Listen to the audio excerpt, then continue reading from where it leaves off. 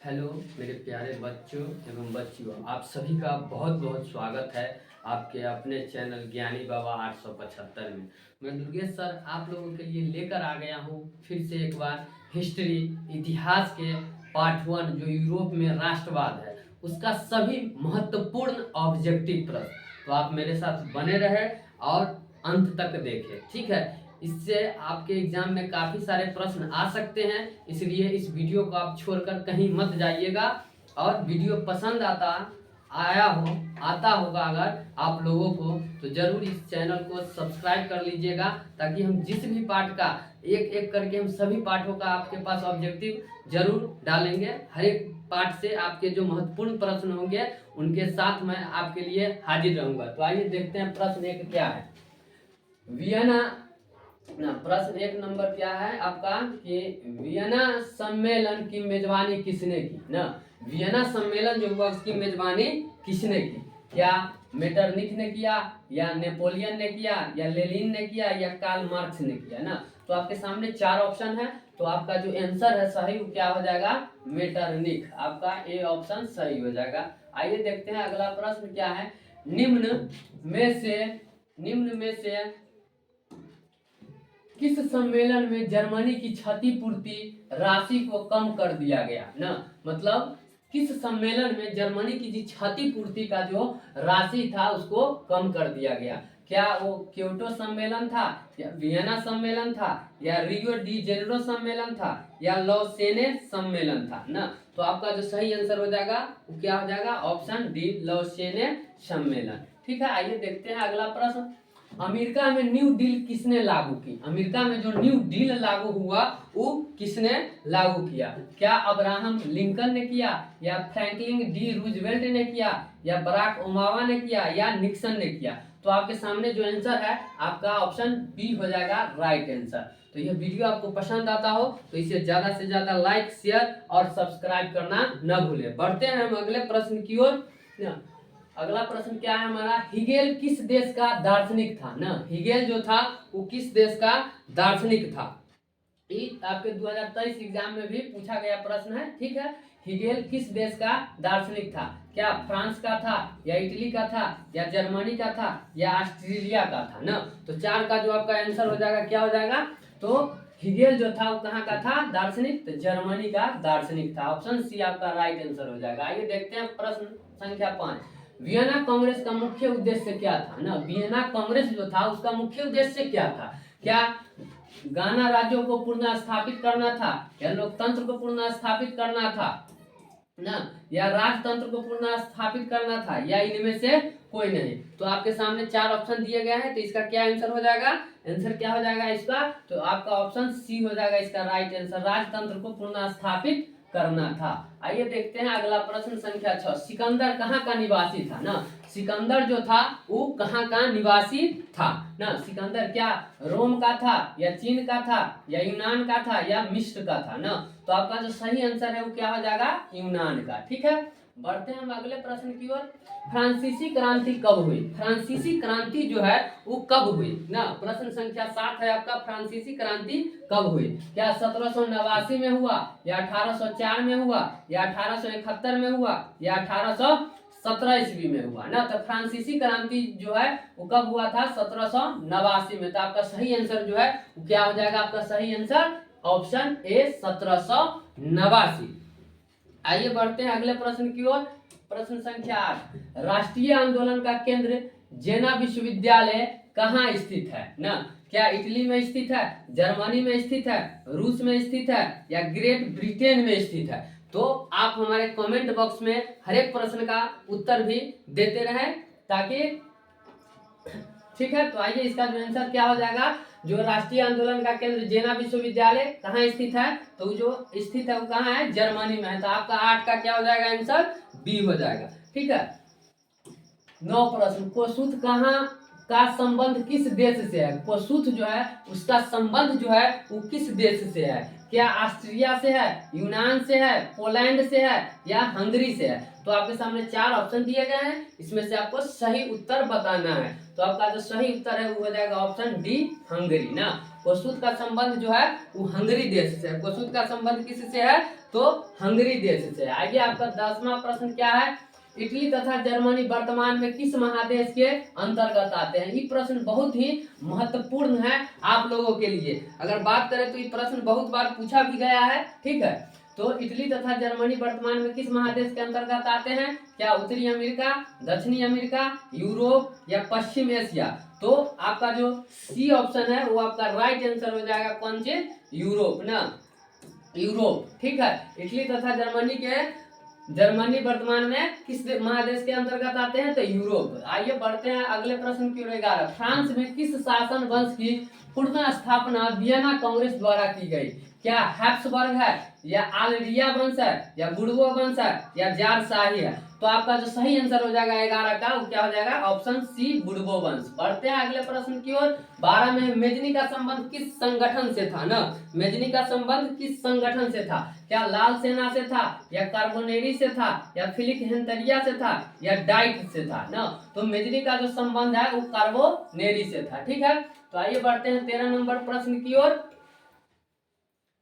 13 number प्रश्न क्या है? इटली एवं जर्मनी के एकीकरण के विरुद्ध निम्न में से कौन था ना? क्या इंग्लैंड था, रूस था, या ऑस्ट्रिया था, या पर्सा था? तो इटली एवं जर्मनी के एकीकरण के विरुद्ध में कौन था? इटली एवं जर्मनी के एकीकरण के विरुद्ध में कौन था? ऑस्ट्रिया था ना। ऑस्ट्रिया हमारा ऑप्शन सी हो जाएगा आपका राइट आंसर। देखते हैं 14 नंबर प्रश्न। काउंट काबूल को विक्टर इमैनुअल ने किस पद पर नियुक्त किया? क्या सेनापति के पद पर नियुक्त किया, या फ्रांस में राजदूत के पद पर नियुक्त किया, प्रधानमंत्री या गृह मंत्री? तो काउंट काबूल को विक्टर इमैनुअल जो है वो किस पद पर नियुक्त किए? तो प्रधानमंत्री के पद पर। तो यह वीडियो आपको पसंद आता हो तो इसे ज्यादा से ज्यादा लाइक कीजिए और चैनल को जरूर सब्सक्राइब कर लीजिएगा, ताकि हम प्रत्येक दिन आपके लिए नए नए जो प्रश्न है जो आपके बोर्ड एग्जाम में पूछे जा सकते हैं उसे हम लेकर आते रहेंगे। आप जुड़े रहें हमारे साथ। आइए देखते हैं प्रश्न संख्या क्या? 15, गैरीबाल्डी पेशे से क्या था? ये प्रश्न भी आपके लिए बहुत ही महत्वपूर्ण है ना। तो इस प्रश्न को आप अच्छे से देख लीजिए कि गैरीबाल्डी पेशे से क्या था। क्या वो सिपाही था, किसान था, जमींदार था, या नाविक था ना? तो गैरीबाल्डी जो है वो पेशे से क्या था? नाविक था ना। तो आपका डी ऑप्शन हो जाएगा सही। आइए बढ़ते हैं अगले प्रश्न संख्या 16, जर्मन राइन राज्य का निर्माण किसने किया? क्या लुई 18 ने किया, या नेपोलियन बोनापार्ट ने किया, या नेपोलियन तृतीय ने किया, या बिस्मार्क ने किया ना? तो आपका जो राइट आंसर हो जाएगा 16 का क्या हो जाएगा? B, Napoleon Bonaparte. आइए बढ़ते हैं अगले प्रश्न की ओर। जालबेरियन कैसी संस्था थी ना? जालबेरियन जो है वो कैसी संस्था थी? क्या क्रांतिकारियों की संस्था थी, या व्यापारियों की थी, या विद्वानों की थी, या पादरी एवं सामंतों की थी ना? तो जालबेरियन जो है वो कैसी संस्था थी? तो व्यापारियों की। तो आपका सही आंसर क्या हो जाएगा? 17 का बी। बढ़ते हैं हम अगले प्रश्न की ओर।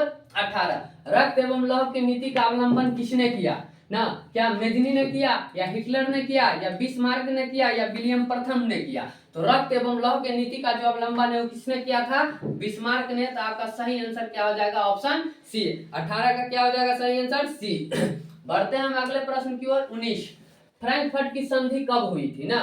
फ्रैंकफर्ट की जो संधि है वो कब हुई थी? क्या 1864 में हुआ, 1866 में हुआ, 1870 में हुआ, या 1871 में हुआ? तो आप आंसर दीजिए ना। क्या हो जाएगा? फ्रैंकफर्ट की संधि जो है वो 1871 में हुआ था। तो आपका डी ऑप्शन जो है वो सही आंसर हो जाएगा। आइए अब बढ़ते हैं अगले प्रश्न की ओर। यूरोप वासियों के लिए किस देश का साहित्य एवं ज्ञान विज्ञान प्रेरणा स्रोत रहा ना? यूरोप वासियों के लिए किस देश का साहित्य एवं ज्ञान विज्ञान प्रेरणा स्रोत रहा? क्या जर्मनी का, या यूनान का, तुर्की का, इंग्लैंड का ना? तो आपके सामने जो ऑप्शन दिए गए हैं 4, उसमें से इसका आंसर जो हो जाएगा क्या हो जाएगा? आपके सामने बी ऑप्शन हो जाएगा, यूनान ना। अगला प्रश्न क्या है देखिए, नेप्सल की क्रांति कब हुई? नेपल्स की क्रांति कब हुई थी? क्या 1820 में हुआ, 1821 में हुआ, 1822 में हुआ, 1823 में हुआ ना? 20 का जो क्या हो जाएगा आंसर? 20 का क्या हो जाएगा? नेपल्स की क्रांति कब हुई थी? तो 1821 में हुआ था, इसलिए आपका ऑप्शन बी हो जाएगा सही आंसर। बढ़ते हैं 22वां नंबर प्रश्न की ओर। चार्टिस्ट आंदोलन कहाँ हुआ? चार्टिस्ट आंदोलन जो हुआ वो कहाँ हुआ? चार्टिस्ट आंदोलन कहाँ हुआ? फ्रांस में हुआ, ऑस्ट्रेलिया में हुआ, हंगरी में हुआ, या इंग्लैंड में हुआ? तो चार्टिस्ट आंदोलन जो है वो इंग्लैंड में हुआ था, तो आपका ऑप्शन डी हो जाएगा सही उत्तर। बढ़ते हैं हम अगले प्रश्न की ओर। यूनान को एक स्वतंत्र राष्ट्र घोषित किया गया ना, यूनान को एक स्वतंत्र राष्ट्र कब घोषित किया गया? यूनान को कब घोषित किया गया? क्या 1836 में किया गया, या 1832 में किया गया, या 1842 में किया गया, या 1830 में किया गया? तो यूनान को एक स्वतंत्र राष्ट्र के रूप में 1832 में घोषित किया गया, इसलिए आपका ऑप्शन बी हो जाएगा सही आंसर। बढ़ते हैं तेजी के साथ अगले प्रश्न की ओर। ऐतिहासिक द्वंद्ववाद की व्याख्या किसने की? ऐतिहासिक जो है द्वंद्ववाद, उसकी व्याख्या किसने की ना? तो किसने की? क्या हीगेल ने किया, या स्मिथ ने किया, या हेम्बोल्ट ने किया, या जैकब ग्रिम ने किया ना? तो ऐतिहासिक द्वंद्ववाद की जो है किसने किया? तो हीगेल ने किया। आपका ऑप्शन ए हो जाएगा सही आंसर। आइए बढ़ते हैं अगले प्रश्न की ओर। एड्रियानोपल की संधि कब हुई ना? एड्रियानोपल की संधि हुई कब हुई? क्या 1828 में हुआ, 1829 में हुआ, 1830 में हुआ, 1931 में हुआ? कब हुआ? तो आपका जो एड्रियानोपल की संधि है वो 1829 में हुआ, इसलिए आपका जो सही आंसर हो जाएगा बी हो जाएगा। आइए बढ़ते हैं अगले प्रश्न की ओर। एड्रियानोपल की संधि किन दो देशों के बीच हुई ना? क्या तुर्की रूस के बीच हुआ, यूनान पोलैंड के बीच हुआ, तुर्की हंगरी के बीच हुआ, हंगरी पोलैंड के बीच हुआ ना? तो एड्रियानोपल की जो संधि है वो किन दो देशों के बीच हुआ ना? तो आपका जो आंसर हो जाएगा वो सही क्या हो जाएगा? ऑप्शन ए, तुर्की और रूस के बीच हुआ। आइए बढ़ते हैं अगले प्रश्न की ओर।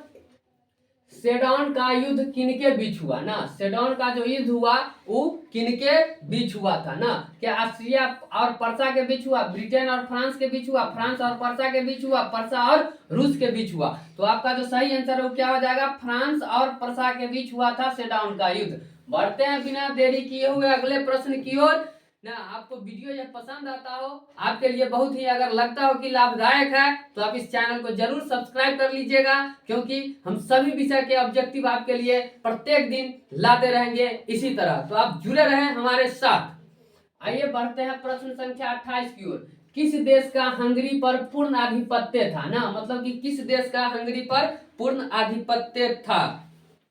क्या हो जाएगा? फ्रांस है, ऑस्ट्रिया है, ब्रिटेन है और तुर्की है। तो आपका जो सही आंसर है वो क्या हो जाएगा? ऑस्ट्रिया ना। किस देश का हंगरी पर पूर्ण आधिपत्य था? तो ऑस्ट्रिया का। बढ़ते हैं 29 नंबर प्रश्न की ओर। पोलैंड के विद्रोह को किसने कुचल दिया? पोलैंड में जो विद्रोह हुआ था वो किसने कुचल दिया था ना? पोलैंड में युद्ध हुआ, किसने कुचल दिया? क्या रूस ने कुचल दिया, ब्रिटेन ने, ऑस्ट्रिया ने, या फ्रांस ने?